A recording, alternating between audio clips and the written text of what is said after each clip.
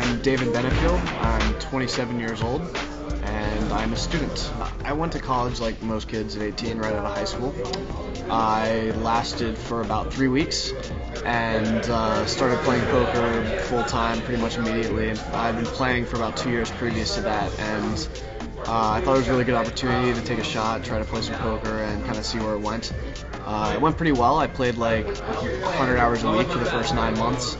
But also didn't really have much of a life at that point. So I went back to school, more for the social aspect, joined a fraternity, tried to have a good time, but kind of realized I wasn't going to classes again, and I was like, all right, well, I guess I'll do this poker thing. I'm not really ready for formal education at this point. So I got back into poker, played for I guess about 5 more years, and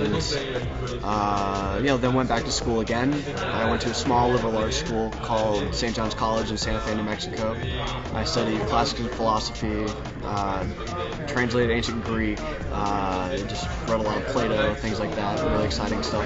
And then I transferred to Columbia to study economics, realized I didn't like that so much, and picked up Chinese, started studying Chinese and political science, and have been doing that for the last year and a half or so. Took the last year off to play poker and learn more Chinese. I spent most of my time in Macau playing some cash games, trying to study a little bit, and I was planning to go back this fall, but depending on how things work out here, I may take another semester off. We'll see.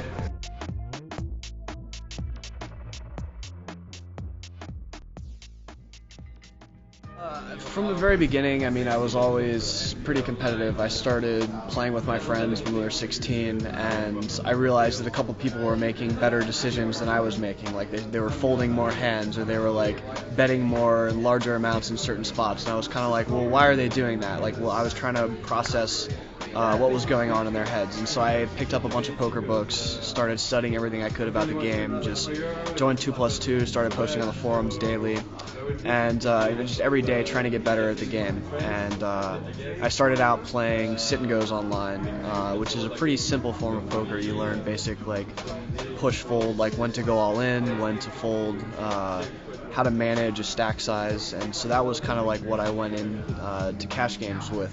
And I started playing like $3, $6 no limit hold'em maybe in 2005. The games were pretty soft back then, so I don't think you had to be a particularly great player to be successful. And I did fairly well and kind of progressed up the ranks pretty quickly, and just kind of stayed slightly ahead the whole way. I guess I started playing Pot Limit Omaha a couple years after that. I thought it was a really interesting game. I saw my roommate Tom Dwan playing quite a bit and was like, well, that looks like fun, I want to play that too. And just kind of, I actually ran really well there. I'd never played much PLO at that point, and I saw the 200-400 games going on full tilt with Gus Hansen and Zygmunt and Thomas playing, a bunch of really aggressive players, just re-raising a lot. And I was like, oh, well, I can buy in with a short stack and just kind of go all in when I have good hands. And that worked out pretty well, and that was kind of my foundation in PLO. I started working on that game a lot and kind of played that primarily for the last 4 years.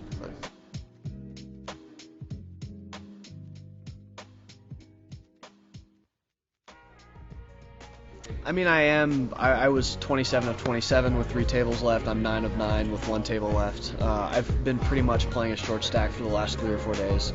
I feel pretty comfortable there. I think I play a little bit differently than some other tournament players who would just basically play all in or fold style. I like to defend my big blind a lot. I like to see flops. I like to play turns.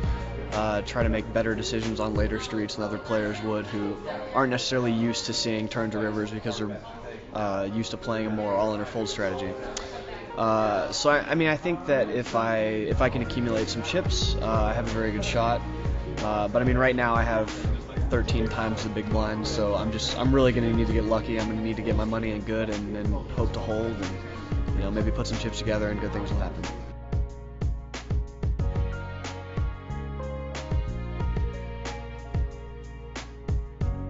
I think it's every player's dream. When I was 16 or 17, I watched Moneymaker win the World Series, and all my friends were like, "Oh, it's the coolest thing." I was like, "That's the coolest thing." It's something we all wanted. We all wanted to do. We all wanted to be there, and just kind of none of us imagined it would ever happen. I feel I feel super lucky to be in this spot. Like I really didn't think I had. I mean, even the best player, if you're 10 times better than the rest of the field, it's still statistically very unlikely you can make the final table.